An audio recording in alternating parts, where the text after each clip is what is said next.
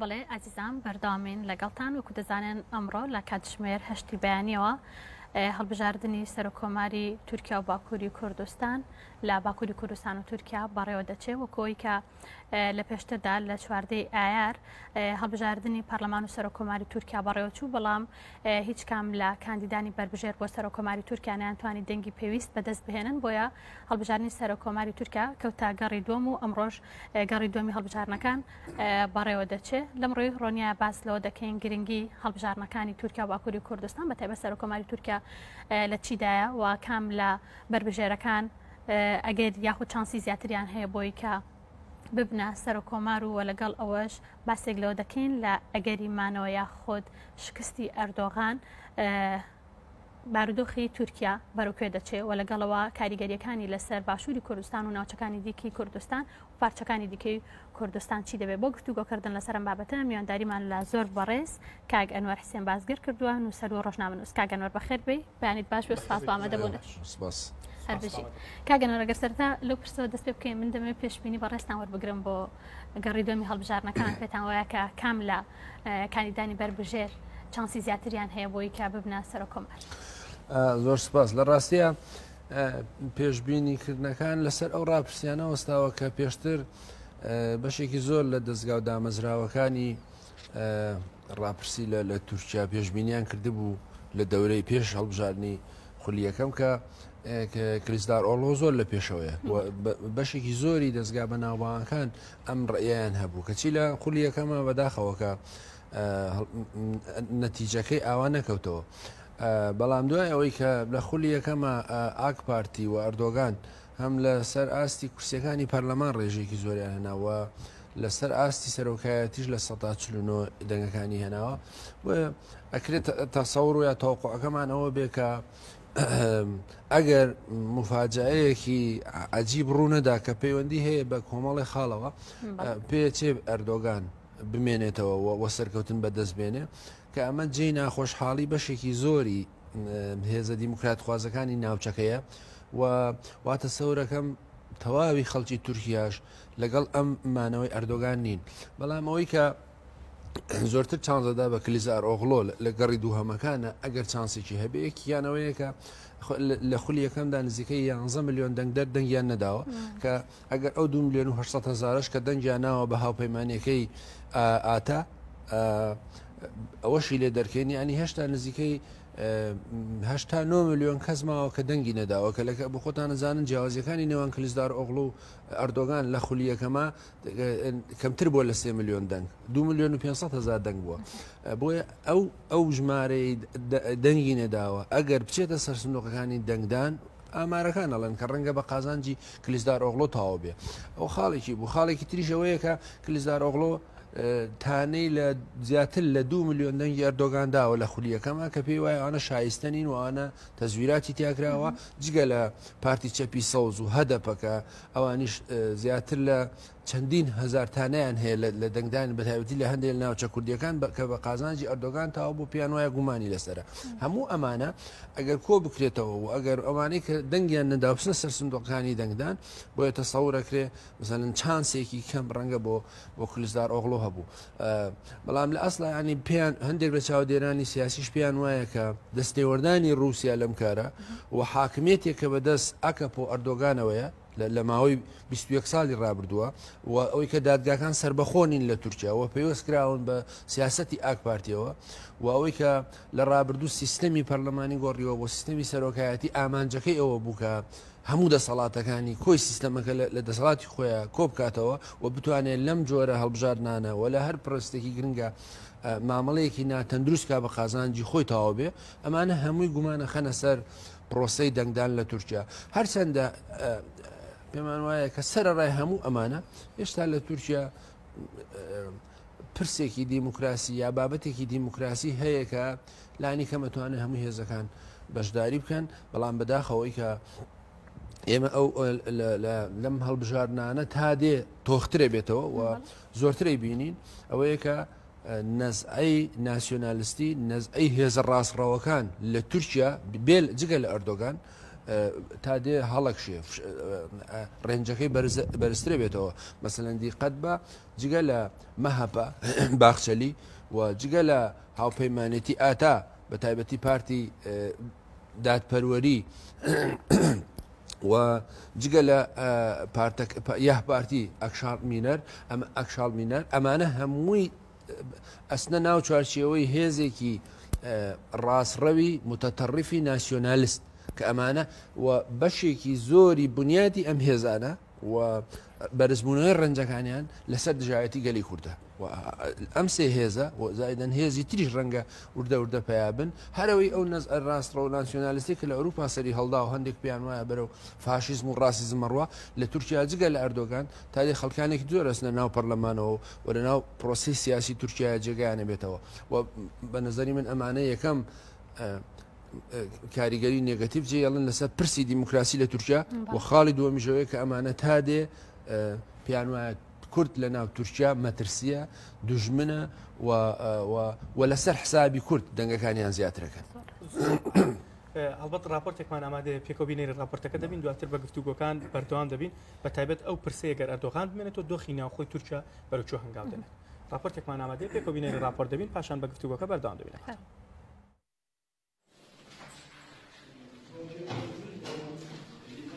چواردەی ئەم مانگە لە باکووری کوردستان و تورکیا هەڵبژاردن بۆ پەرلەمان و سەرۆکایەتی کۆمار بەڕێوە چوو. جیاواز لە هەموو هەڵبژاردنەکانی پێشوو ئەم جارە کێبڕچەکان تەواو قوڵ ببوونەوە و 24 پارت و 151 کاندیدی سربەخۆ لە سەرانسەری تورکیادا لە پێشبڕچێدا بوون. چەقی کێبڕچەکەش لە نێوان سێ هاوپەیمانەتیدا بوو. هاوپەیمانەتی ڕەنج و ئازادی کە پێک هاتبوون لە پارتی چەپی سەوزیە سەپە و پارتی دیموکراتی گەلان هەدەپە و پارتی چەپ و پارتی کرێکارانی تورکیا کەم هاوپەیمانەتیە هەڵگەری دەنگی کوردانی باکووری کوردستان بوو. لە بەرامبەریشدا هاوپەیمانەتی میلەت کە بریتی بوون لە جەهەپە و ئیپارتی هەروەها هاوپەیمانەتی جمهور کە پێکهاتبوون لە ئاکەپە و مەهەپە ململانەکە بە جۆرە قوڵ ببووە کە دەنگدەران ژماری پێوانەیان تۆمار کردو 54 ملیۆن کەس کە دەیکردە 1970.9 ئەو کەسانی مافی دەنگدانیان هەبوو چوونە سەر سندوقەکانی دەنگدان و دەنگیاندا ئەمەش سەلمێنەری گەرم و گوڕی کێبڕچەکەی نێوان لایەنەکان بوو. کۆردوەک و چەقی یەکلاییکردنەوە سەرڕای ئەو هەموو ئاستەنجانی کە لە بەردەمیاندا بوو هەر لە سەرەتای دەستپێکردنی بانگەشەکانەوە بەڕوونی ئەوە دیار بوو کە ئەمجارە کورد دەنگی یەکلاکەرەوەی نێوان هەڵبژاردنەکانە لە ناوخۆی تورکیا و تەنانەت لە جیهانیشدا هەمووان چاویان لە دەمی کورد بوو تا بزانن بڕیار لەسەر کام بربژێریان دەدات. هەر ئەمەش بوو وای لە دەسەڵاتی فاشستی ئەردۆغان کرد کە پلاندا بنێت بۆ کبکردنی دەنگی کوردان چۆن دڵنیا بوو ئەوان لەگەڵ دەسەڵاتی فاشستی و تا گڕەوی خوازی دانابن. لای کوردانیش ئاشکرا بوو کە ئەردۆغان دەیهەوێت بە بیانووی بوونی پەیوەندی و نزیکایەتی لەگەڵ پارتی کرێکارانی کوردستان پەکەکە بەر لە هەڵبژاردنەکان پارتەکەدا بخات و دەنگی کورد پەرتەوازە بکات. بۆیە بە پارتێکی جیاوازەوە هاتنە نێو گۆڕەپانی ململانەکان. کاریگەری کورد بە شێوەیەک بوو لە پاش پشگیریکردنی کاندیدی بەرامبەر ئەردۆغان دەسەڵاتی ئاکەپە و مەهەپە ناتوانێت بە گەڕی یەکەم سەر بکەوێت و دەنگی پەنجاکۆیەک بەدەست بهێنێت. بەمەش ناچار هەڵبژاردنەکان چووە گەڕی دووەمەوە. بەڵام ئەوەی جێگەی تێڕامان بوو لە بانگەشەکەدا ئەوە بوو کە زۆرینەی ئەو لایەنانی کاندید بوون دۆزی کورد و دژایەتی کردنیان بەکاردەهێنا بۆ ئەوەی لایەنگری خۆیان زیاد بکەن. تەنانەت سینان دۆغان کە یەکێک بوو لە کاندیدەکانی سەرۆکایەتی و تەنها لە 105 دەنگەکانی بەدەستهێنا بوو بەمەش ناتوانێت بچێتە گەڕی دووهەم. بۆیە هەمووان چاوەڕی ئەو بوون کە بزانن سینان دەبێتە پشتگیری کام لایەن. ئەو خۆشی بۆ ئاڕاستەیە کاری دەکرد کە کێ زیاتر دژی کوردان بۆستێتەوە دەنگەکانی خۆی دەبەخشێت بەو لایەنە. تا لە کۆتاییدا زانی کە کەس هێندەی ئەردۆغان فاشست و دژی کورد نییە بۆیە پشگیری کرد و هانی دەنگدەرانیدا دەنگەکانیان ببەخشنە ئەو.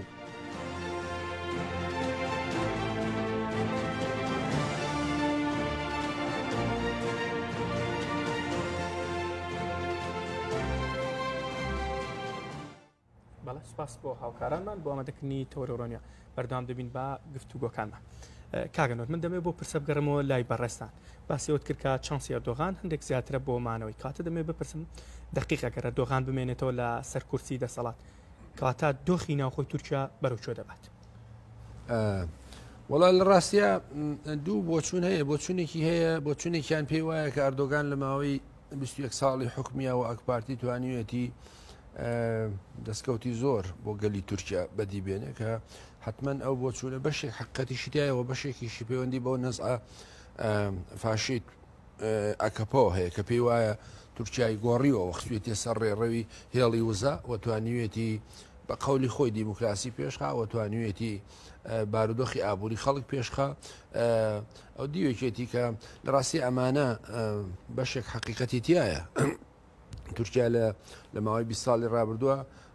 هەنگاوی گەورەی ناوە لە ناو کۆمەلگای نێودەوڵەتی و بەشێکە لە پرۆژەیەکی استراتیژی لە منتقەوە بەشێکە لە پرۆژەیەکی جیۆستراتیژی و بەشێکە لە ئەو هاوپەیمانێتی نێودەوڵەتانی کە لەو منتقەیە بەڕێوەچێەوە دەخالەتی هەیە لە کێشە و گرفتەکانە.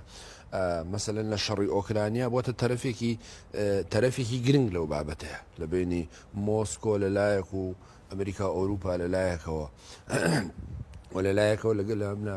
ململانەکانی لەگە کۆماری ئیسلامی ئێران لەم منتقەیە وەکو دوو زلهێزی ڕقیبی گەورە بەرامبەر یەکتر وەستاون دەخالەت دەکەن لە کاروبارەکانی تا کوردستان و عێراق تا گاتە مەسەلەن سووریا و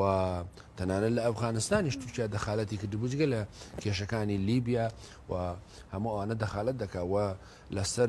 ناوچەی وزە لە دەریای سپینە ئەوڕاست بخۆتان شایدن لە ماوەی چەند مانگی ڕابردووە دەخالەتی جددی هەبوو و گوێچەڵێکی زۆری کرد بە کەشتی ئاویەکانی قوبرس و یۆناان و وڵاتانی منتقەکە کە داوای بەشی خۆیەکە بەشی وزەی خۆی گازی سروشتی و نەوە دەکات لەو دەریای سپیناوەڕاست و دیقەت بن بە تایبەتی لە لیبیا ئەوە دەخالەتی ئەو بوو کە هێشتاش لایەنە ناوەکەکان نەگەشتونەتە نەتیجەیەک کە ئەمانە پێشتر لە پێش حکومێتی ئاکپارتی سیاستێک هەیە سیاستێکیان هەبوو لایەنەکانی تر پیان وا بوو کە زۆرتر کێشەکانی ناوخۆ چارەسەرکەن و قەیرانەکان نەنێرنە دەرەوە بە پێچوان و ئەردۆگان هەم قەیرانەکانی نردەوە دەرەوە هەم دەخاڵەتی هەبوو جیاوانە بەشێک لەو ناسیۆنالیستان و نەتەوە پەرستانی کە باسمان کرد شانازی بەوەکەن کە تورکیا ئەم ڕۆڵە گرنگەیە بێ و ئەکپارتی توانیوێتی دەخالەت بکە لەوانە و مەسەلەن هەژمون و هەیمەنەی جارێشکەی عوسمانلی و ئیمپراتۆریەتی عوسمانی بژێنێتەوە و خۆشی نایشارێتەوە ئەردۆگان خۆشی نایشارێتەوە ئەو خەونەی کاتی خۆی کە هەیان بوو لە دوای شکستی ئیمپراتۆریەتی عوسمانی و جەنگی جیهانی یەکەم لە ساڵی 1970 ئەو ناوچە ئاڵتونیەی کە هێشتا پەرلەمانی تورکیا کۆبوونەوەی نهێنی هەیە لە سەریان ساڵانە و مەلەفێکی تایبەتی هەیە و هێشتا دان بەوەیان نانێت کە مووسڵ بەشێکە لە عێراق و شام بەشێکە لە سووریا لە پێش لە دوای کۆتایی هاتنی جەنگی جیهانی یەکەم و دابشکردنەوەی منتقەکە ئەو ناوچە ئاڵتونیە هەم دیاربەکر و هەم حەڵەب و شام و هەم مووسڵ لەژێر دەسەڵاتی ئیمپراتۆریەتی عوسمانی بوون کە سێ ناوچەی ئاڵتونی گرنگ بوون و ئەوانە هێشتا پڕن لە وزە و ئەنرژی گەورەی کۆمپانیەکان بە دوایگەڕن هێشتا خەون بەوە بینێ کە دەخالەت بکە وەکە دووشێتی بەس ئەو کێشانەی لە کامپی مەخموڕ ڕۆدا ئێستا حالیە و فشارەکانی سەر شنگال و یەبەشە و فشار لەسەر کوردستانی لەسەر باشووری کوردستان و عێراق پەیوەندی هەیە بە مووسڵەوە هێشتا چاوی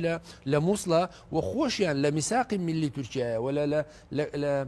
کۆبوونەوە نهێنیەکانی میت و دەوڵەتی تورکیا ئەمەیان نەشاردوێتەوە کە مووسڵ هێشتا بەشێکە لە تورکیا و هێشتا ئەو فشارانەشکە لە ماوەی ڕابردوو لە دوێ ڕووتاوەکانی بەهاری عەرەبیەوە لە سووریا دروستیان کردووە لەسەر حکومەتی سووریا و لەسەر هێزەکانی خۆسەری دیموکراسی لەو منتقەیە و لەسەر یەپەگە و یەپەژە و هەسەدە پەیوەندی هەیە بە حەڵەب و شامەوە پەیوەندی هەیە بۆ ناوچە نەوتیانەی کە لەوێ هەیە و پێی وایە ژێر بەردەستی کورد کەوتون بۆیە بە نەزەری من ئەوەی قسەکەوەیە کە ئەردۆغان هیچ دوو دڵێک لە چەند ڕۆژی ڕابردوو لە بابەتێک شانووسیومە لە دوای سەرکەوتنی ئەم جارەی دەزەداتە قەتڵ و ئام و خوێن ڕشتن و هەیمەنەی فاشیانەی بەردەوامی تر لە ناوچەکەیە و بە تایبەتی لەسەر گەلی کورد کە پێی وایە گەلی کورد ڕێگرێت لە بەردەم پرۆسە و ئەجێندای ئەو و ئەمە تەنها ئەردۆگانیش نییە مەسەلەن خودی دەوڵەتی نوێی ئەتاتورک خودی باوکی تورکیای نوێ ئەتاتورک و هێزەکانی تریش بە هێزەکەی کلیسدار ئۆغڵوشەوە لە سەردەمی دەنیس بایکاڵ و تانسۆ چێلەر و نەجمەدین ئەربەکان و ئەم هەموو ئەم هێزانە متتەفیق بوون لەسەر یەکشت ئەوژەوەیە کە کوردی باژەوەیەکە لە گۆڕایە هەمویان لەسەر ئەم قسەیە یعنی بێسێود و دەوڵەتی تورکیا چ لە ڕابردوو لە 600 ساڵی ئیمپراتۆرەتەکەی و چ لە دوای کەوتنی ئیمپراتۆرەتەکە و دەوڵەتی تازە تورکیا هەمویان لەسەر ئەوە متتەفیقن لەسەر ئەو ڕستە بە ناوبانگەی چەوەی ئەتاتورک ئەمانە تورکی شاخاوین بە کوردەکانی وت و چ ئەوەی کە هەمویان ئەم بۆچوونیان هەیە جاکە کلوزدار ئۆغڵ و ئێستا بۆچوونێکی تری هەیە خۆ لە سەردەمی حیزبەکەی ئەوە بوو کە بەڕێز ئۆجالان تەسلیمی تورکیا کراوەتەوە خۆ لە سەردەمی ئەوە بوو کارەساتی هاوشێوەی ڕۆبۆسکێ و شوێ ڕوویداوە بۆیە بە نظری من قسەکەوەیەکە بۆ نەزعەیەکی فاشیانە لە تورکیا بەرامبەر بە کورد بە درێژایی مێژوو هەبووە و ئێستاش ئیدامە هەیە بۆیە ئەم دەخالەتانەوە ئەم یعنی ئەردۆگان بە سەرکەوتنەوەی ئەم جارەی ئەو پرۆژە یا ئەو ئەجێندا فاشیانەی هەیبووە لە ڕابردوو تاو نەکراوە تاویەکە چ لەسەر باشوور چ لەسەر ڕۆژاوە و چ لەسەر قندیل وەکو خۆڵێ و لە ناوخۆشە دەزەداتە بەردەوامی قەیومەکان و دەزەداتە سەر لە نوێگرتنی ئەم ئەندام پەرلەمانانەی پارتی چەپی سەوز بۆ زیندان بە بیانوی جیاواز بە بیانوی جیاواز مەسە هەر ئێستا کە هەڵبژارنە لە چەند ڕۆژی ڕابردوو یەکێ لە شارەوانیەکان داوای دەستگیرکردنی کردو داوای زیندانی 10 ساڵی بۆ کاتە ناوی قسەی کردو لە پرس کۆنفرانسا بەشدار بووە بۆیە بە هەموو حاڵەتەکان و ئەردۆگان ناتوانێت پاشەکشە بکە لەم ئەجێندایانی کە لە بەردەمیایەتی بەرامبەر بە کورد و بەرامبەر یعنی دیقەت بە بە درێژایی مێژووی دەوڵەتی تورکیا ئاستی هەڵاوسانی دراوەکەی هێندە تێنەپەڕیوە تا مەسەلەن $100 بەرامبەر بە 2030 لیرە کە بۆ خەڵکی تورکیا زۆر کارەساتبار و مەینەتبارە بەڵام ئەبێ حقەتیش بڵێن ئەگەر پرسەکە وەکو دیموکراسی سیرکەین ئەو خەڵکی تورکیان ئەم نوێنەرایان هەبێت کە هەڵاوسانی ئابووری ڕۆدا کە شەڕ و کوشتار و قەتڵ و ئام ڕۆدا و بۆ معلوماتی جەنابێت لە دەئێ هەشتاکانەوە کە بودجەی سەربازی تورکیا $6 ملیارد بۆ لە سەردەمی ئەوە گەشتۆتە نزیکی $15 ملیارد یعنی لە 2010 تا 2015 بودجەی سەربازی دەوڵەتی تورکیا لە سای ئەک پارتیە بۆتە $15 ملیارد کە ئێستا زیاتر بۆ لە نزیکی 18 تا $20 ملیارد ساڵانە خۆمانە هەمووی لە حسابی خەڵکی تورکیا هەمان لە پرسی دیموکراسیە بۆیە هەڵاوسانی بەردەوام قەیرانی بەردەوام کێشە یعنی تورکیا هیچ دەوڵەتێکی منتەقەکان نییە کێشەیەکی لەگەڵی نەبێت لە یۆنانی دراوسەیە و لەسەر ئاوەکانی ئیجا لە قۆبرز لەسەر گاز و سەرچاوە سروشتیەکان و داگیرکردنی باکووری بەشەکەی باکووری قۆبرس و ئەوتا لە لیبیا دەخالت دەکا و لە ڕگەر رووسیا جارێک ئێسێسە دەکرێت و دارێکی تر داوای فڕۆکەی شەڕکێڕی F-35 لە ئەمریکا و جارێک لەگەڵ ئەوروپا ڕێکەوتنی هەیە و جارێک تر کۆچبەریان ئەنێرێتە سەر هەڕەشەی ناردنەوەی کۆچبەرەکە و لەگەڵ عێراق جگە لە پەلامارەکانی لەسەر مووسڵ و باشووری کوردستان لەگەڵ ئێران کێشەیەکی گەورەی هەیە و دەخالت دەکات لە شەڕی ئازەربایجان و ئەرمەنستان بە قازانجی ئازەربایجان لە هەموو منتقەکەەوە لەگەڵ بورگاریا لەسەر کەمینەیەکی تورک لە هەرێمی باڤاریا کە 400,000 تورکن داوای ئۆتۆنۆمیان بووکە کەچی لە دەوڵە ناو سیستەمە سیاسەکەی خۆیان لە ناو جوگرافیەکەی خۆیان 20 میلیۆن کورد هەیە سادەترین مافی خوێندنیشیان پێڕوا نابینێ لە هەموو منتقەکە سەرکەوتنی ئەردۆگان و ئاکپارتی کێشەی گەورە لە منتقەکە دروستەکە گەنۆرەتوانین بڵین کە ئەوەی ئێستا خواستی گۆڕانکاری هەیە لە تورکیا و باکووری کوردستاندا تەنها کورد خواستی گۆڕانکارییان گەلی تورکیا بە تێگڕایی دەیانەوێت کە گۆڕانکاریەک لە ناوخۆی تورکیادا دروست بکە لە ڕاستیا ئەوکوتم بەش ینی قسەکە دوو ڕەهەندی هەیە دەنگدانی خەڵکی تورکیا ئەگە پرسەکە وەکو پرسێکی دیموکراسیەکە مانایە لەگەڵ ئەم سیستەمە ئیستیبدادن و بەشێکیشی حقیقەتی تایە ئەم تەییدی ئەم سیستەمە ئیستیبدادەوە تەییدی ئەم سیستەمە فاشیە لە تورکیا ئەوان خەڵکی بەشێک لە خەڵکی تورکیا ئاوا سەیریەکەن کە نەزعەیەکی ناسیۆنالیستی فاشیە دژی کورد پیان وایە بۆی کورد پاکتاو بکرێ شۆڕشەکەی لەناو برێ کۆتایی پێبێ ئەبێت تەییدی ئەردۆگان بکەن کە بە خۆشحاڵیەوە لە بەرامبەرەوە خەڵکێکی زۆری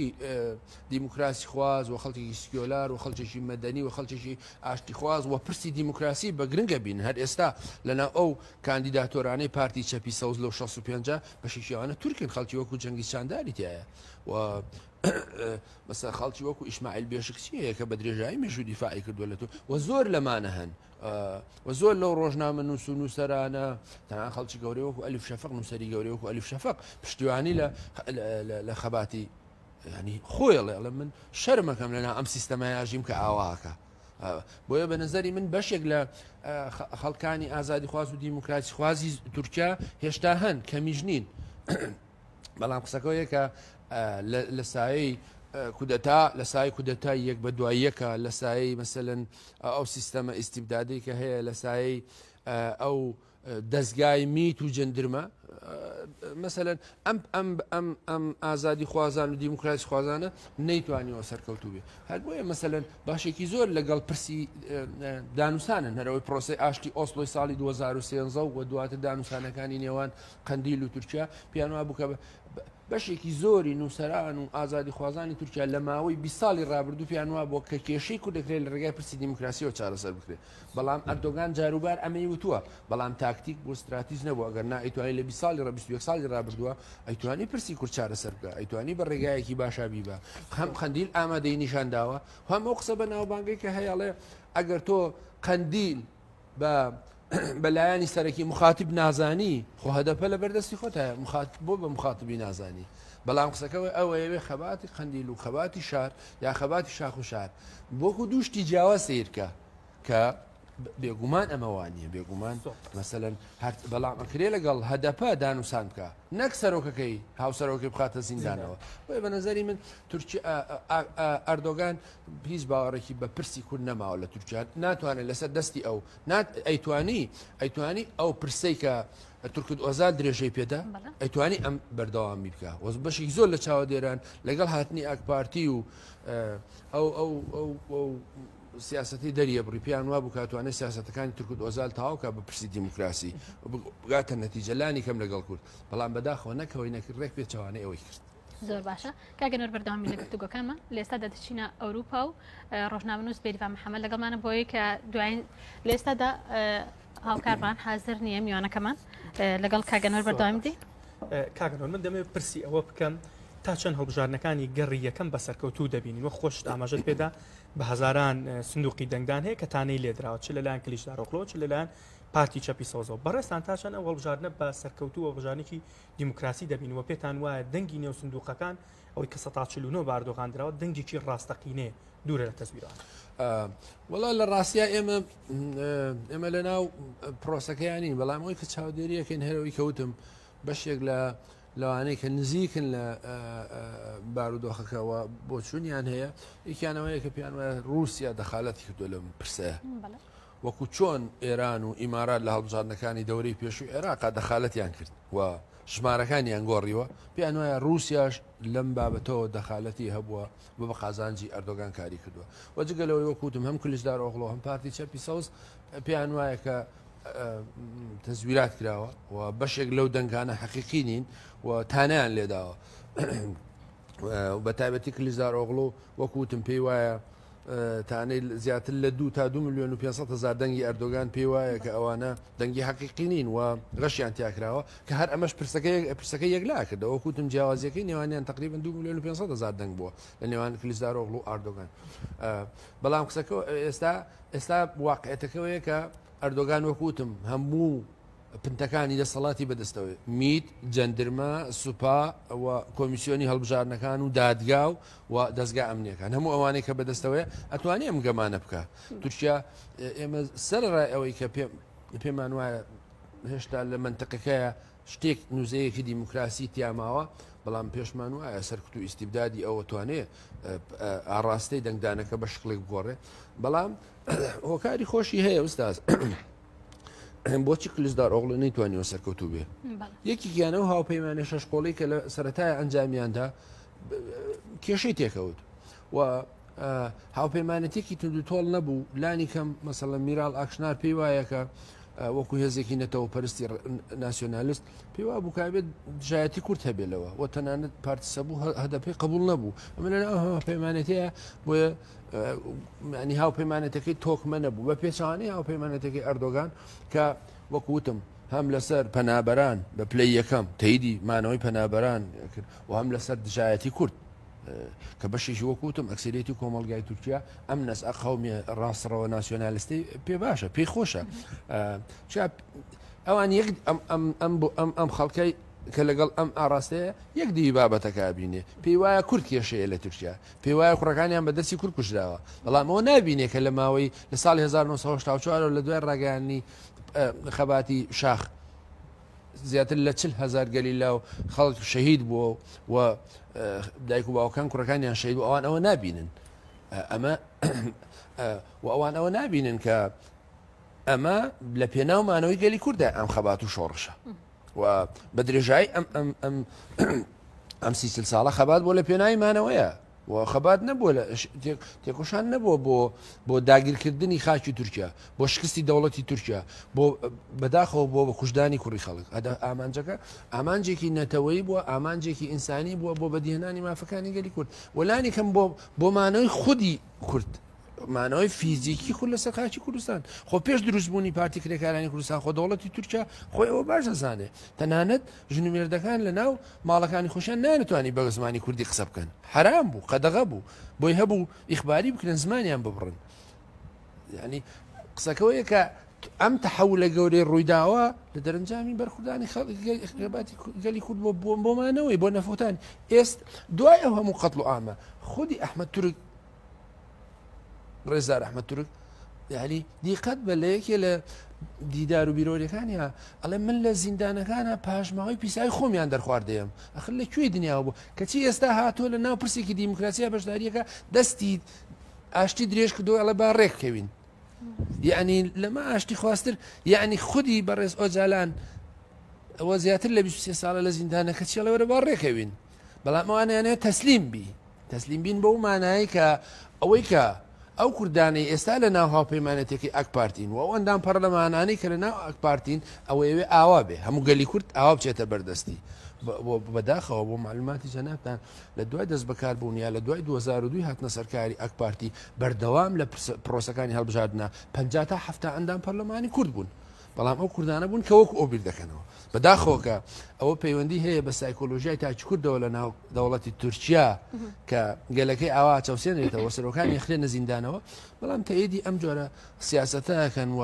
تەیدی ئەم بۆچوونەکەن ئەگەر نا ئەوەی کە ئێستا پارتی چەپی سەوز و هەدەپە لە هەڵبژارنەکانی ڕابردوو چەند دەورە توانیوێتی دەور و نەخشی جددی هەبێ ئەیتوانی دەور و نەخشی زۆر باشترێ بێ لەو 65 کورسی کە ئەم جارە هێناوێتی پارتی سەوز ئەتوانێت 100 کورسی بێنێ و ئەمە بە قازانجی پرسی دیموکراسی پێش ئەوەی بە قازانجی گەلی کوردەوە بێ بە قازانجی پرسی دیموکراسی تەواو بوو لە تورکیا چونکە پارتی هەدەپە پارتی چەپی سەوز ئەمانە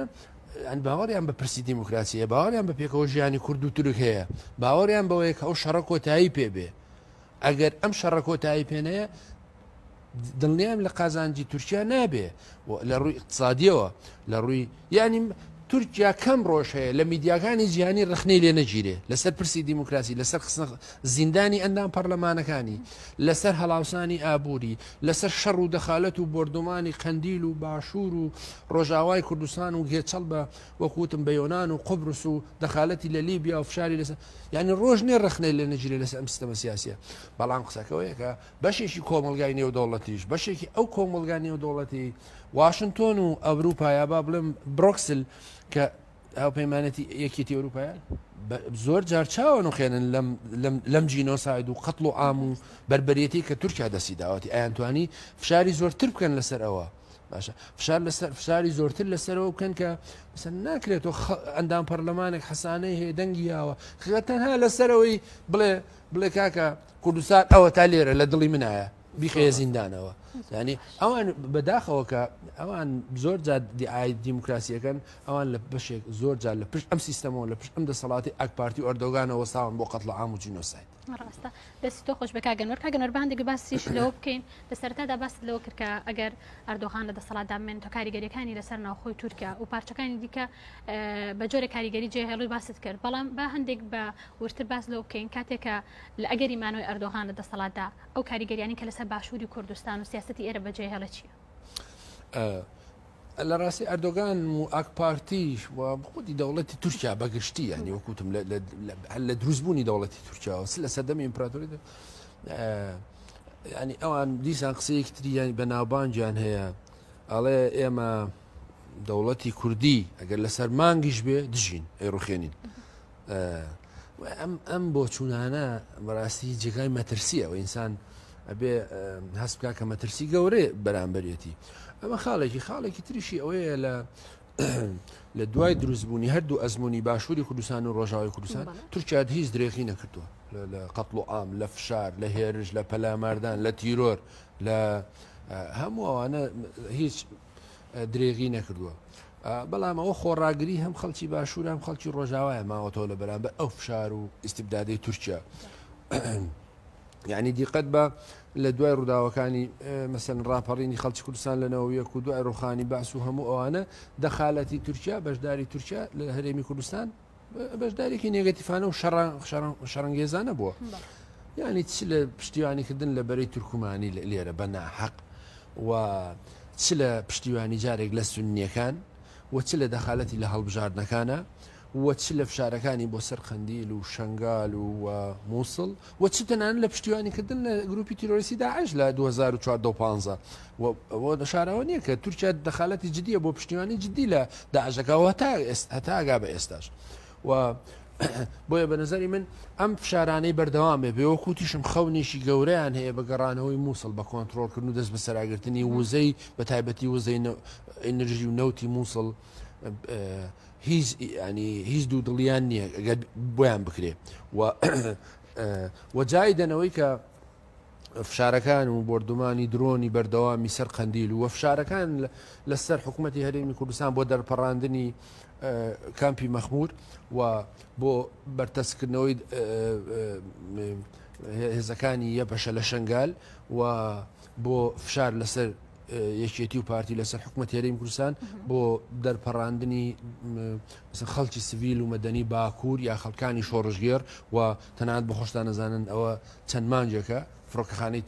گەشتەکانی بەڕووی فڕۆخانی سلێمانی داخستووە هۆکارەکەشی چییە؟ هۆکارەکەوەی کە گوایە بەشێک لە بەرپرسانی کوردی لێرە و هاتوچۆکەن و مثلەن تا ئەو ڕادەیە دەخالت دەکا بۆ ئەم هەموو دەخالەتانەوەم بۆ چوونانە هەموو جێگای مەترسین وە پێم وایە ئەو پرۆسە مەترسیدارەی ئەردۆگان لەماوەی ڕابردوو تاوی نەکردووە لەم 5 ساڵەیە هەوڵەدا تەواویکە و هەرچی بۆی بکرێ ئەیکا پێم وایە دیسان هەوڵەدا لەگەڵ حکوومەتی عێراقی ڕێک بکەوە بۆ چ فشار لەسەر حکوومەتی هەرێمی کوردستان و بەرتەسکردنەوەی سنوورەکانی دەسەڵاتی پارتی کرێکارانی کوردستان و چ هێرش و پەلامارە سەربازیەکانی بۆ سەر قەندیل درێژتر پێدا من لە جاری تریش باسم کردووە لە بیرمێ لە دەینەوەتەکانە تانسوچێلر قسەیەکی بەناوبانگیە بوو هەمیشە لە پرێس کۆنفرانسەکانی ئایوت یا پەکەکە لە ناوە بین یا پەکەکە لە ناوە بین کەچی مەسەلەن بە دوای تانسۆچێلەرەوە دەیان سەرگۆزیران گۆڕانکاریان بەسەر هاتووە کەچی نەپەکەکان لە ناوچۆ نەپەکەیان بۆ لە ناوچۆ نە شۆڕشی باکووریان بۆ لە ناوچۆ نە ئەزمموی باشووری کوردستان و ڕۆژاوای کوردستانیان بۆ لە ناوچووە قسەکەەوە یەکە ئەم ئەزمونانە بە هەموو کەم و کوڕیەکانەوە کە خەڵکێتی چ لە باشوور و چ لە ڕۆژاوە ڕەگی لە ناو خەڵکدایەوە قوربانی زۆری داوە قسەکەەوەی کە تۆ گلەیەک لە هێزێکی سیاسی هەیە لە ئەجەندای حیزبێکی سیاسی هەیە ئەو بە شوێنی خۆی بەڵام پرسەکە پرسیەکە پەیوەندی بوون ومانەوەی خەڵکی کوردستانەوە هەیە بوو ئەزمونێکی گرنگە خەڵکوا چاوی لەیەکە و خەڵک ئەمیشە لەگەڵەوە شا پێی وایە بەو نەهامەتیانەشەوە کە هەیەی مثلەن ینی پێی وایە ئەمە شتێکی گرنگە شتێکی نەتەوەیەوە بۆیە بە نظری من تورکیا و ئەردۆگان فشاری زۆرتر لە هەرێمەکە فشاری زۆرتر ڕێکەوتنی تازە لەگەڵ حکوومەتی عێراقیەکە و ڕەنگە قەتڵ و عامێکی گەورە بەڕێبخا بەداخەوە لە باشوور لە عێراق لە لاوچەکان و تەنانەت ئەمەش ناشارێتەوە کە دوێنێ پێرێ مەسەلەن وەزیری ناوخۆی تورکیا ئەڵێ ئێمە پرۆسە سەربازیەکانمان لە ڕۆژاوای کوردستان درێژە پێدەین و بەداخەوە کە ئێمە ئەم بۆ چوونانەی من و ئەو بۆ چوونانەی کە لەسەر ئەردۆگان و ئاکپارتی نێگەتیفانە دەرەبدرێ دەرەنجامی سیاسەتە واقعیەکانی تکە ئێمە بینیمانە دەرەنجامی ئەو دەخەڵەت و کوشت و کوشتارێکە کردوێتی ینی بەبێ هۆ ڕۆژانە پەلاماری ڕۆژاوی کوردستانەدا هەم خۆی هەم هێزەکانی کە لەگەڵ یاکارەکەن ئەم هێزە ئیسلامی و هێزە دڕندانێکە لەگەڵێت بریداوەتە گیانی خەڵکی ئەفرین و کۆبانێ و چیوچیوانە وەکوتم تەنان پشتیوانی لە گروپێکی تورۆسی وەکو داعشیژەکە ئامانجەکەشی چی بوو؟ ئامانجەکەی تێکشکاندنی ئەزمموی ڕۆژاوە باشووری کوردستان بوو پشتیوانیکردنی لە داعش و تا ڕادەیەکی زۆریش کاریگەری هەبوو بەڵام بە نەتیجە سەرکەوتونە بۆیە من پێم وایە هەرچی بۆی بکرێ درێغی ناکە بەڵام قسەکەەوەی پەیوەندی هەیە بە یەکگرتووی گەلی کورد بە خۆڕاگەری گەلی کورد و هێزەکانی لە بەرامبەر ئەجێندا مەترسیدارە زۆر باشە کاک نۆرباتیش لە بخینە سەر ئەو زەهنێتی فاشستە کە بەو شێوازە قوڵ دەبێتوانێت لە بانگەشەی هەڵبژاردنەکاندا ئەو دروشمانەی کە دەیڵێنەوە ئەوانن کە دەڵێن ئێمە کورد پاکتاو دەکەن کورد جینۆساید دەکەین کورد لە ناو دەبێن ئەمانە دەبێتە دروشمی هەڵبژاردنەکانن بۆی بتوان زۆرترین دەنگ بەدەست کەواتە بزانین ئەم زەهنێتی فاشستە لە چیوە سەرچاوەگرێت لە کاتێکان ناوخۆی تورکیا بەدەست دەیان قەیرانەوە دەناڵێنەوە خۆ ئاماژەت پێدا لیرەی تورکی بە مێژووی ژیانی پارە بەو شوازە لاوسانی بەخۆیەوە نبینیوە $100 بەرامبەر 2030 لیرە کاتە بۆ نایەت ئەمانە بک بە دروشم یاخود مەسەلەن گرانبوونی کاڵا و شتومەک بۆ نایە ئەمانە بک بە دروشم بەڵام لە بەرامبەرەوە دێ توانەوە جینۆساید کۆمەڵ کوژی گەلی کوردەکە بێت ئەم زەهنێتی فاشستە لە چیوە سەرچاو دەکات؟ لا ئێستاز ئەم زەهنیەتە وەکوتم یعنی لە دروستبوونی ئیمپراتۆرەتی عوسمانیەوە سەری هەڵداوە مەسەلەن تۆ دیقەت بە کورد چیەکە لە سۆدان چۆن گەیشتۆتە سۆدان غیر ئیمپراتۆرەتی عوسمانی ئەمانەی هەڵگرتووە بردوێتی لەوێ دایناون پەرتی کردوون باشە کورد چیەکە مەسەلەن لە وڵاتەکانی قەفقاس لەو دیوی ئاسیا چیەکە لەو کۆمارە تازەکانیەکی سۆڤێت غیر ئیمپراتۆرەتی عوسمانی هەڵی گرتوون و بردوونی ئەوێ ئەو بۆچوونەی هەتا ئێستا حکوومەتی یۆنانی هەیەی کە کورد بەشداری کردووە لە قەتڵ و ئامی ئەرمەنەکان لە 1950 چی بووە غیرەوەی کە تورکیا سوارەی حەمیدی و بەکرێگیراوی دروست کردو و شەڕی ئەرمەنەکانی پێکردوون مەسەلەن بۆچی میر بەدرخان ڕۆژنامەیەکی دەرەکرد ناچاری کرد بڕوە لە جنێف و دواتر لە لەندەن لە قاهیرە ڕۆژنامەکە تاوکات چکە بڕیار بوو بیکوشن باشە شەرەفەدین بەتلیسی و نازانم مەسەلەن هەموو شۆڕشەکانی ئاگری داغ شۆڕشی چۆچوی هەموو ئەمانە چیقەت هەموو ئەمانە لەسەر دەستی هەموو ئەو میرنشینانەی کە هەبوون هەمووی ئەمانە لەسەر دەستی دەوڵەتی تورکیا کۆتاییان پێێنراوە و تێکشکان و جگە لە ئەو قەتڵ و ئامانەی کە لە دەرسیم و لە شوێنەکانی تر ئەنجامی داوە وەکوتم ئەوەی کە لە ڕۆبۆسکە ئەنجامی داوە چییە و ئەوەی کە بەرامبەر غازی کیمیایی بەکارهێنانی گازی کیمیایی لە 2 ساڵی ڕابردوو لە قەندیل ئەوە چییە؟ بە نظری من ئەم نەز ئەفاشیە هەر لە دروستبوونی تورکیا و لە ئیمپراتۆرەتەکەی سەری هەڵداوە پێی وا بۆ کورد گەورەترین مەترسیە لەسەر هەیمەنەی خۆی لەسەر ئیمپراتۆرەکەی لەسەر سیستەمە سیاسی و دەوڵەتەکەی وی ئەم نەزعەیە بەردەوام هەیە و ئەوەی کە ئەمانە تورکی شاخاوین ئەزانی ئوستاز ئینسان بۆەوەی ئینسانی کورد ئێستا بۆی باشتر لەم نەزعە فاشیە و لەم نەزعە ڕاستڕە و مەترسیدارە تێبگا بە نەزەری من باشتر وایە ئەگە دیوە سیاسیەکەی بابەتەکەش ناخوێنیتەوە ئەم ڕۆمانی داگیرکردنی تاریکی بەختیار عەلی بخوێنیتەوە وڵام بۆ ئەم پرسیارەی جەناب زۆر دقیقە و ئەم نەزعە فاشیە و ئەم ڕۆمانە قسەکە مەسەلەن لەسەر ئەوەی کە کەسێک خەوتووە شەو بەیانی هەڵساوە فێری زمانێکی تر بوو ئەم زمانە کوردیە تەنان سەرگۆزیران و دەوڵەتیش دێتە ئەتەیە قسەکانم پێ کاگەنوەر ببوورە ئەمە قسەکان پێ بڕون لەبەر لە ئێستا ڕۆژنامە نووسێک لە باکووری کوردستان و لەگەڵمانە و زانیاری زیاترمان لەسەر هەڵبژارنەکان دەداتێت دواتر بەرداوامە بین لە گفتوگۆکان ببوورە لە ئێستادا ڕۆژنامە نووس فەتحی باڵەمان لە ئیلەهی باکووری کوردستانەوە لەگەڵمان بەشدارە بۆی کە دوایین زانیاریەکانمان لەسەر گەڕی دومی هەڵبژارنەکانی تورکیا و باکووری کوردستان بە بۆگایستوانێ بەڕێز فەتحی سڵاو لێ بم کاتت باش بێ پێمان بڵێ دوایین گۆڕانکاریەکان و دوایین زانیاریەکان لەسەر گەڕی دومی پرۆسی هەڵبژاردن لە باکووری کوردستانی تورکیادا چۆن؟ بله مرحبا بذاری هەڵبژاردنێک gelek giring tê bikaranî li Bakurê Kurdistanê bi milyonan kes bo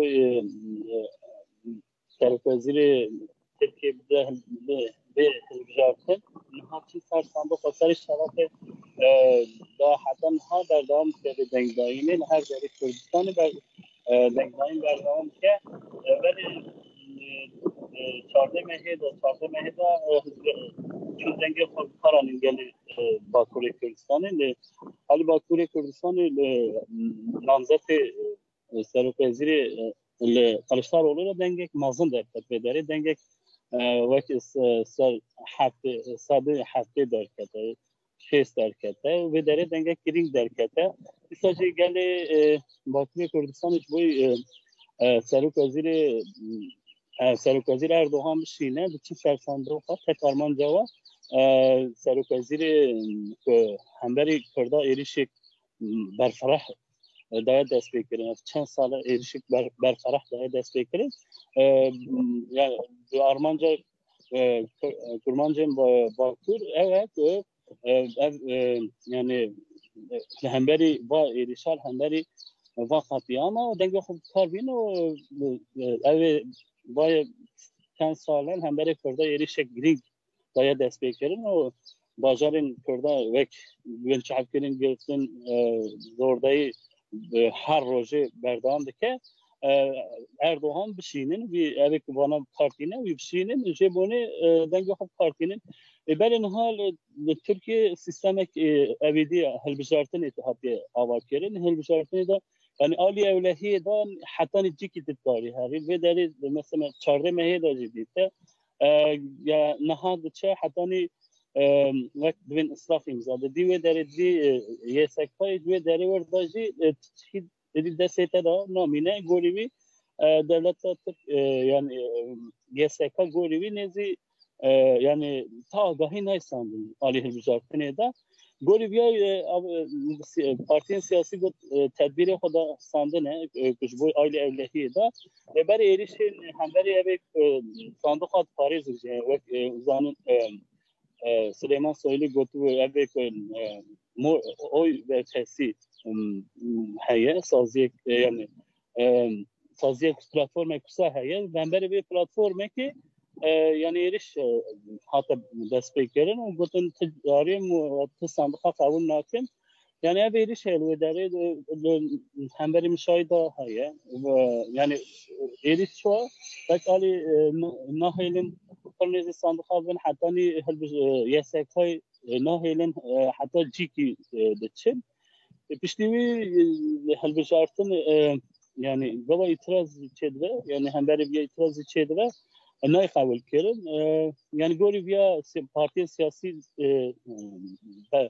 داخلیانی دانگوت نه تدبیر خستاندیه یعنی وی آلی اولهی دا پرستریکین گرین که نهادا هی تناما دم پیشته وانا در کردن حوله الانها دبستان که املی نجی در دور پولیس گرفتن الوان دارا و در اینها yani vasiyet zarfi der dora zebistana gertene ve deri yani evci canaten handaraji le günden kuş şari taybet hani va gündaji bütün ve deri nahilin leşker bütün ve deri ve 142 sadı çilu de ve belgeye nişan nadın çencara denge hop partinin yani Ali evlihi da rası sürekli gele girikte ve evlihi yani devlet yani Ali viya da ve Ali ve rangi biçe bijartani sürekli Ali evlihi da he لأنها قال باكوري كردستان إيش بويد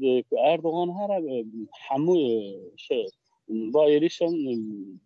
همبري بايريشان بتشين دنگه خب partini دچین سرساندوخا جبوی اردوغان هره دمی پیشتا دو نهای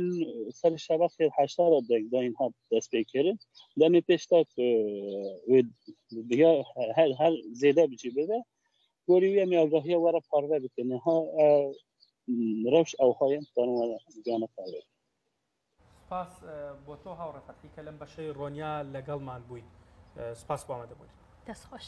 سپاس بۆ زانیاریەکانت بزان هەڵبەت ئەوەی کە هەبێت لە زاریەوە ڕایگەاند لە زۆر شوێن کراوە بە سەربازگە لە ناوەندەکانی دەنگدان و لە ناو زۆر شوێندا سەرباز بڵاو کراوەتەوە هاوکاتیش لە ڕێگەی چەندین سەربازەوە دەنگ دەدرێت بۆ ئەردۆغان بۆ ئەوەی کە ئەنجامی هەڵبژاردنەکان بەلایەکی دیتە یاخود گۆڕانکاریکی دیکەیەکەن بە ئاماژی بۆدا کە بە سەدان سەرباز لە ناوەندەکانی دەنگدان گەرچی شوێنی دەنگدانیێوانیە دەنگ دەدەن و کۆمەڵە گۆڕانکاری دیکە کە ڕوو دەدات ئەمڕۆ لە هەڵبژاردنەکانی گەڕی دووەمی سەرۆکۆماری تورکیادا کاگەنۆر دەکڕم لای بەڕست و بۆ ڕخسەکەمان پێ بڕیت گەر ئیزافیە شتێک هەبێت لەسەر ئەو پرسە نەزعەیەکی ینی لەناو بەداخەوە لەناو بەشێکی زۆری تاکی کورد ئەم نەزعەیە هەیە و لەناو خودی سیستەمەکەی جگای کراوەتە لەناو یاساکانیە لەناو خەیاڵ و ڕوئیای سەربازەکانە پێیان وایە کە کورد وەکوتم دوژمنێکی وەهمیان بخۆیان دروست کردووە و ئەنوا کێشە و گرفت و قەیرانی خۆیانی پێوە هەڵەواسن بۆیە ینی مستاز خۆم بەشێکی ئەو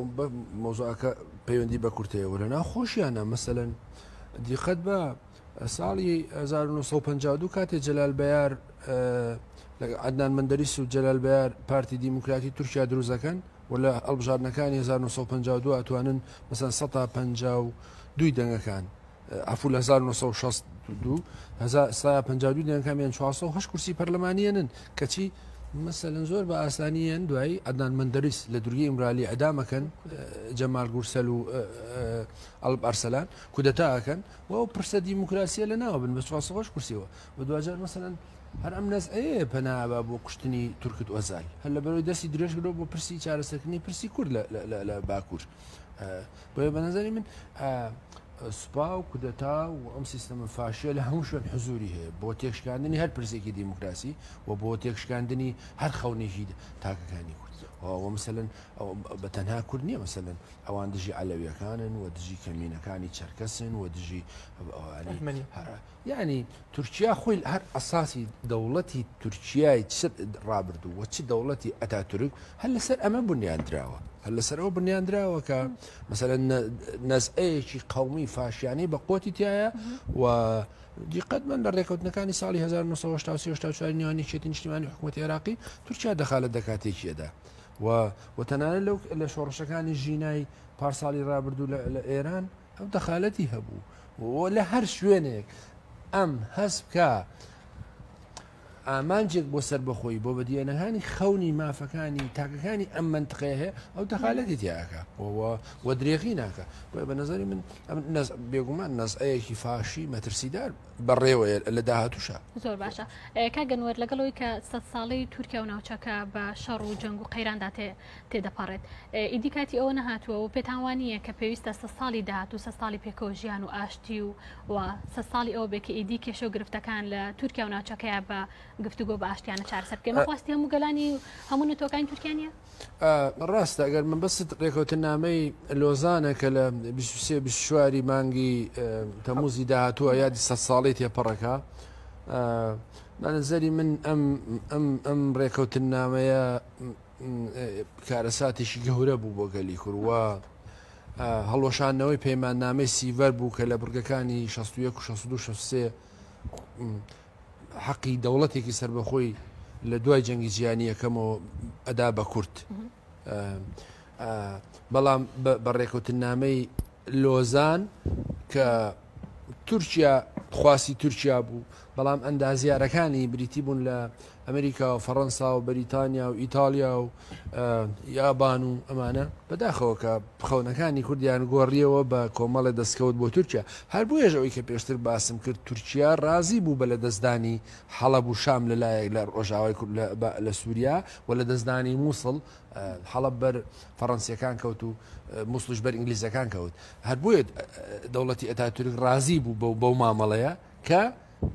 مەسەلەن دەوڵەتی سەر بەخۆ بۆ کوڕانە گەێندرێ و دیوێکی بوو دیوێکیشی بەداخەوە کابێ بڵێم خیانەتی بەشێ لە کوردەکان لەنا ئەو ڕێکەوتن نامانە هەیە و هەمیشەش بووە کە ئێستاژە بینین هەیە پێم وایە ئەندام پەرلەمانانەی کە ئەستنە ناو ئاکپارتی و بەجۆر لە جۆرەکان خیانەدە لە گەلی کورد بۆیە بە نظری من ئەم کۆتایی هاتنی لۆزان ئەوە خەونی خەڵکی کوردستانە کە سەر لە نوێ ئەگەر نەخشەی ناوچەکە گۆڕدرێ و ئاڵگۆڕی بەسەرابێ کورد لەمە شوێنێک بگرێ و دەوڵەتێکی سەر بەخۆی هەبێ و حەقی ڕەوای خۆیەتی بەڵام دیسانیش ئێشتا بە هەموو ئەو مەینەتیانی گەری کورد چێشتێتی لەمە ئەو 100 ساڵی ڕابردوو و بەدەیان سەدەی ڕابردوو هێشتا ئەمریکا و ئەوروپا پێم وایە ئەمەی جەنابەت باسیەکەی تەییدیان نەکردووە تەییدەکەەوەی بەشێکیەوەیە کە ئێمە ئەڵێ بۆ ئێمە دەستکاریکردنی نەخشەی سیاسی و جیۆپۆلۆتیک و جوگرافیای 4 وڵات قورسە و حقیقەتەکەشی ڕاستەوایە بەڵام پێم وایە لەسەر و ئەوانەوە فاکتەرێکی ذاتی یا فاکتەرێکی زۆر گرنگەوەیە کە خودی کورد خۆیەتی مەسەلەن دیقەت بە لە باشووری کوردستان کە لە 1990ەوە دیفاکتۆیە بەڵام هێشتا گلەی زۆری لەسرە چ لە ناخۆ گلەی لەسرە چ لە دەرەوە و لە ڕۆژاوای کوردستانیش بە هەماشەوە گلەی هەیە خلافەیە مەسەلەن جاتۆ من و تۆ چەنە ئەو خلافانە بەشێکی بە حەقە دەزانین بەڵام مەسە ئەنەکەسە ڕوویەکی تری ئەم ئەزمونادا بە دەرەوە کە تاک حیزبیە کە تاک جەمسەریە ڕێگا نادرێبەوە و خلافەکانی باشووری کوردستانی نێوانیەکێتی و پارتی و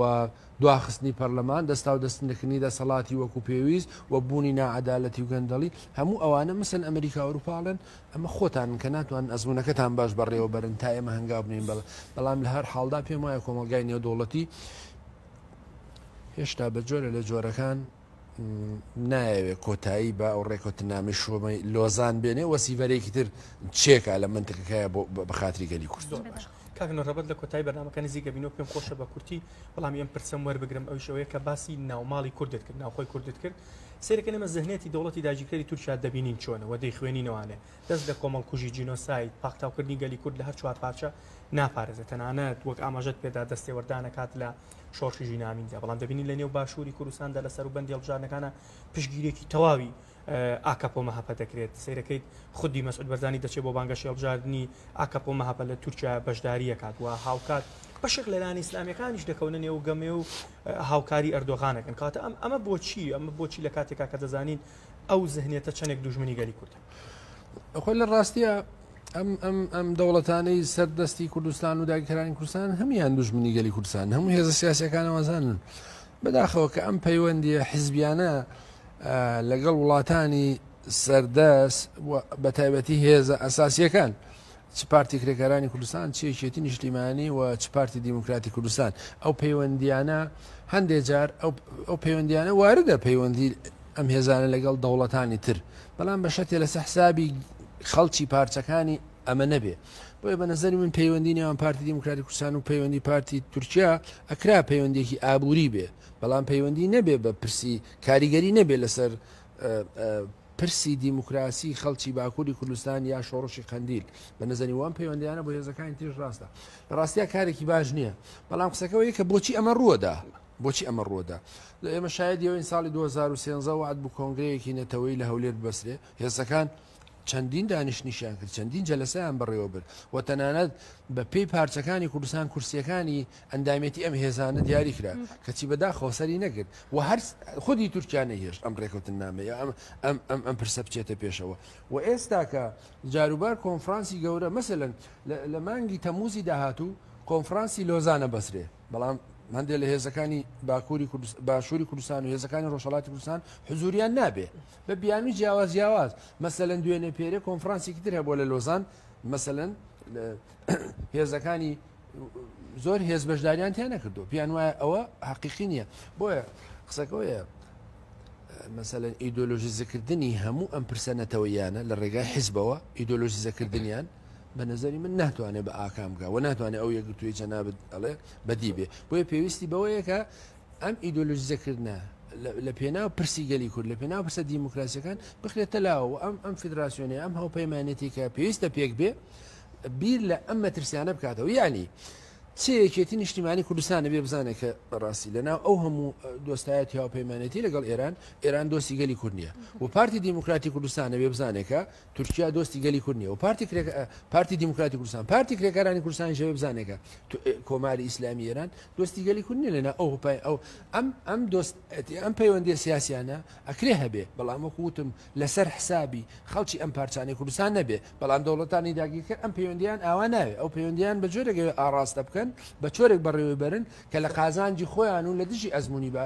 وڵاتەکانی خۆیان بێ بۆیە لێرە ئەبینین زۆر جار ئێمە چەندین قسەی نامەنتقی و قسەی ناشیاوە بینین بەرامبەر خەباتی باکووری کوردستانی یا بەرامبەر خەباتی قەندیل کێشەیان دروست کردووە و ئێستا هاتوۆتە سەرەوەی کە زۆر جار ئێمە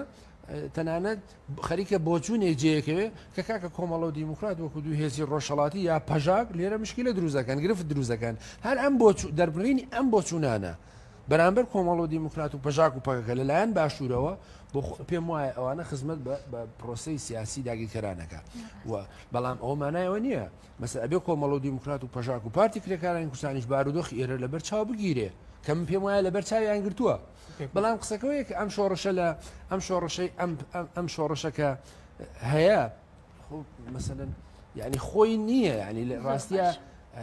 ئەمە پەکەکە نییە لە قەندیل جێگرتو و نایەتە خوارەوە خۆمە کۆمەڵۆ دیموکرات نین لەو شاخە جیانگرتو نایەنە خوارەوە ئەمە سەپاندراوە بەسەرتا وەختێکە تۆ هیچ جێگە و پێگەیەک نابێ و ڕێگا نادەن بەشداری پرسی دیموکراسی بکەی و سەرۆکە دەخەنە زیندانە و هاو سەرۆکان لێرە تیرۆرەکەن و بارەکەکان بردومانەکەن چگە لە شۆڕەشی تر بەدەست نامێنێتەوە و ئەمە پێویستی بە پشتگیریە نەک پێویستی بۆی دەریان پەڕێنێ بڵێ کێشەیان دروست کردووە بە نەزاری من ئەم بۆ چوونە خزمەت بە پرسی یەکگرتووی گەلی کورد ناکە کە ئەم پرسە یەکگرتوویە پێویستی بە پلاتۆفۆرمێکی هاوبەشی هێزە سیاسیەکان هەیە لە چوار پارچەی کوردستان بەرژەوەندەکانی گەلی کوردخەنە سەر بەرژەوەندی حیزبی و سیاسی و ئابوووریەکانیانەوە بەوە ئەتوانم بڵێم هەم لۆزان تێگەشکێ و ئەم خەونی گەلی کورد بەدیدێ و ئەتوانێت داهاتوویشی باشتر بە خەڵکی کوردستان بەدی زۆر باشە کاگەنەوە هەربەت گەشتونتە کۆتایی پرۆگرام پێمان خۆشە زۆر بە کورتی ئەگەر بکرێ باسێکی لەو بکەین ئەو بپرسم لە ئەگەری سەرکەوتنمانەوەی ئەردۆغاندا پێویستە گەلی کورد چۆن بەردەوامیدا بە سیاست و خەبات و تێکۆشانی خۆی ئەوەی کە پەیوەندی بە کۆی گەلی کوردەوەی بە نظری من ئەو هاوپەیمانیەتە ئەو پلتفۆرمی کە پێویستە هەبێ و پێشم وایە بە ڕێکەوتنی سەر لە نوێی هەرێم و بەغا ڕەنگە ئەو نزیک بوونەوەی پارتی دیموکراتی کوردستان و تورکیاش پاشەکشە بکە و خاڵێکی تیژەوەیە کە لە هەر شوێنێ پێویستکە ئێمە ڕێگای ئاشتی پرسی دیموکراسی دەخالەت بکەین بەشداری بکەین بەڵام کە ئەمانە نییە جیسانەوە پێم وایە چ شۆڕشی شار شۆڕشی مەدەنی و دیموکراسی خەڵک لە باکووری کوردستان وە شۆڕشی شاخ پێویستی بە بەرخوردان و قارەمانەتی بەردەوام هەیە بۆ ئەوەی کارلانی کەمە بێ تا 5 ساڵی داهاتوو ئێمە لەگەڵ ئەم هێزە فاشیە نەزع قەومیم ڕاستڕەوە مەترسیدارە بربەرەکانی بکەین کە ڕەنگە لە داهاتووە بەڵکو گۆڕانکاریێکی جدی بێتە پێشەوە خۆ ئەگەر ئەردۆگانیش بیر و بۆچوونی خۆی جارجار ئەم قسەیە ئاخڵ لە میداکە خۆ ئەگەر خۆشی بۆچوونی گۆڕاوە پێویستە پرسی کورد بە ینی تەنها بۆ کۆکردنەوەی دەنگ زۆر جارەڵێ من ئامادەم پرسی کورد چارەسەرکەم بەڵام دوای هەڵبژارنەکان دیسان دەزەداتە قەتڵ و ئام و پڕکردنی زیندانەکان لە سەرۆکی شارەوانیەکان و لە ئەندام پەرلەمانەکان و لە خەڵکی چالاگوان و مەدەنی و من پێم وایە هیوادارم کە ئەردۆگان ئەم ینی دەستی ئاشت درێژکە و بتوانە پرسی کورد لانی کەم بەشێکی چارەسەرکە وەکو خۆیان ئەڵێن مەسەلەن کاتی خۆی دوای هاتنە سەرکاری دوای ڕۆشنی دەنیز بایکاڵ و هاتنی کلیزدار ئۆغڵو وتی پرسی کورد پرسێکی ئابووریە کەچی ئەکەپە وتینا پرسێکی ئابووری کللتوری کۆمەڵایەتە خۆگەر ئەمانەش بکە بە نەزەری من ئەتوانێت ینی بەشێک لە پرسی کورد چارەسەر بکە و ئەگەر ئەمانە نەبێ بەم بۆچوونانەی بەم شەڕەنگێزیانەی ئەردۆگان هیوادارم مەسەلەن شەڕەنگێزەکانی سەر کێشێ بۆ شوێنێک کە لە ڕێگای هاوپەیمانەتێکی نێودەوڵەتیەوە دەسەڵاتەکانی کەم بکرێت دەستیتە خۆش بێ سپاس بۆ ئامادەبوونی زۆر بەڕێز ئەنوەر حسێن بازگەر نووسەر و ڕۆژنامەنووس دەستت خۆش بێ و سپاسکە لەگەڵمان بووی و سپاس بۆ زۆر بەڕێز ڕۆژنامەنووس فەتحی باڵەمان کە لە ئیلەهی باکووری کوردستانەوە لەگەڵمان بوو ئازیزان سەرجەم ڕگە بابەتەکانی ئەمڕۆی ڕۆنیامە پێشکەشکردن سپاس کە تا ئێستا بینەرمان بوو سپاس بە هاوکارانمان تا پرۆگرامێکی دیکە هەر شاد بمێنن باشاد و کامەران